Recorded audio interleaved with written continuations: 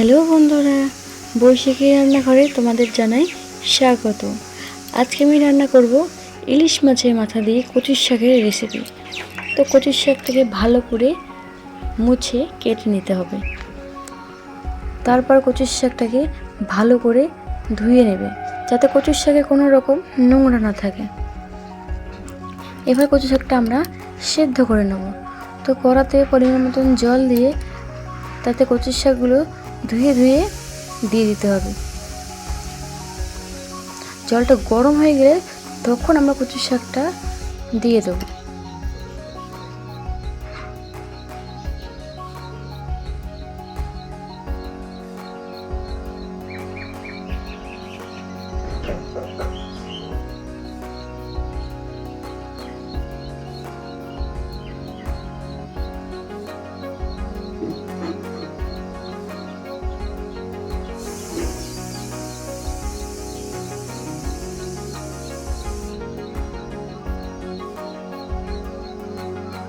কচু শাকটা সব দেওয়া হয়ে গেলে তাতে অবশ্যই সামান্য একটু নুন দিয়ে দেবে। নুন দিলে কি হয়, কচুর শাকটা ভালো করে সেদ্ধ হয়ে যায়। নুন না দিলে কচুর শাকগুলো ভালো সেদ্ধ হয় না। তো অবশ্যই নুনটা দিয়ে নিও। তারপর একটা বড় পাত্র দিয়ে কচুর শাকটা ঢাকা দিয়ে রাখতে হবে। 10 মিনিট পর ঢাকাটা সরিয়ে কচু শাকটা কিছুক্ষণ নেড়ে দেবে। কচু শাকটা অনেকটা কমে গেছে এবং কচু শাক দিয়ে অনেকটা জল বেরিয়ে গেছে। নুনটা দিলে কচু শাকটা ভালো করে সেদ্ধ হয়ে যায়।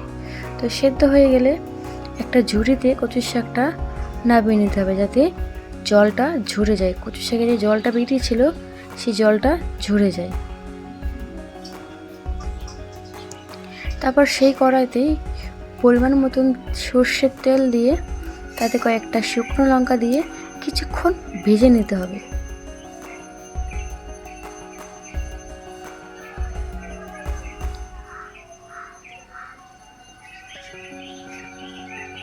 শুকনো লঙ্কাটা কিছুক্ষণ ভাজা হয়ে গেলে তার মধ্যে সামান্য একটু কালো জিরা দিয়ে দেবে।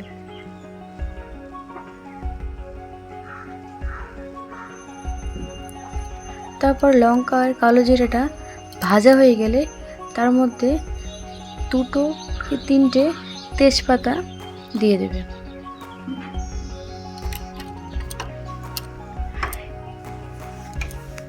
এবার ওই তেলেই যে ইলিশ মাছের মাথায় নুন হলুদ মাখানো ছিল সেই মাথাগুলো ওর তেলেই ভেজে নেব। মাথাগুলো ভালো করে ভেজে নিতে হবে।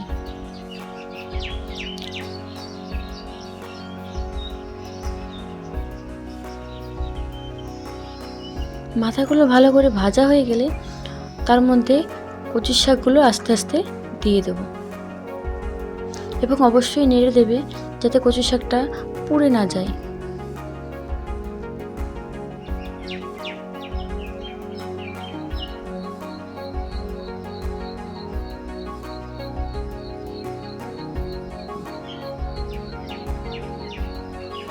আস্তে আস্তে করে সবটাই দিয়ে দেব কড়ার মধ্যে।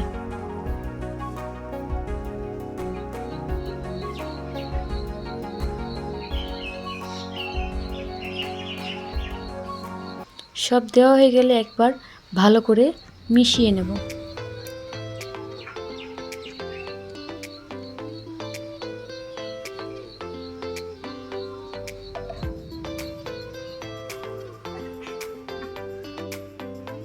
ভালো করে মেশানো হয়ে গেলে কিছুক্ষণ জাল করে নেব।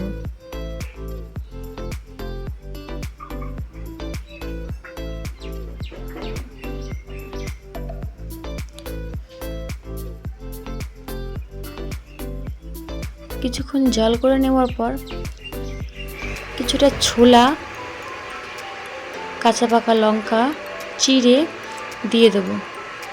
আর দেব পরিমাণ মতন নুন আর পরিমাণ মতন হলুদ। অবশ্যই নুনটা দেখে দেবেন, সামান্য দেবেন, কারণ সেদ্ধ করার সময় আমি অবশ্যই নুন দিয়েছিলাম, ওই জন্য নুনটা পরিমাণ মতনই দেব। দিয়ে ভালো করে কচুর শাকটা মিশিয়ে নেব। নেড়ে নেব।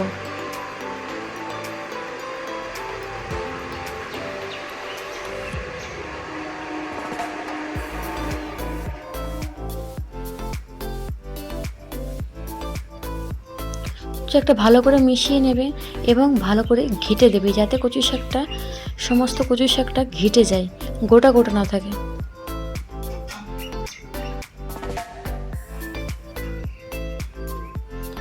তারপর মাঝখানটা এরকম একটু ফাঁকা করে দেবে, যাতে জলগুলো এক জায়গায় হয়ে টেনে যায়।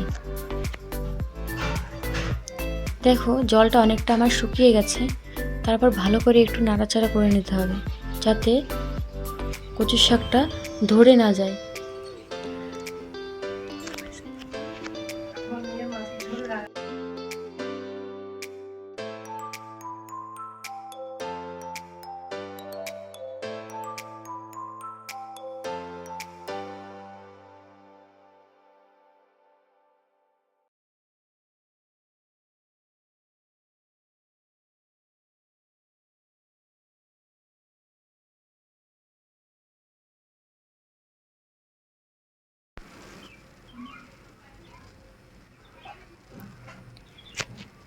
তারপর একটা পাত্রে ঢেলে নিলেই রেডি ইলিশ মাছের মাথা দিয়ে কচু শাকের রেসিপি।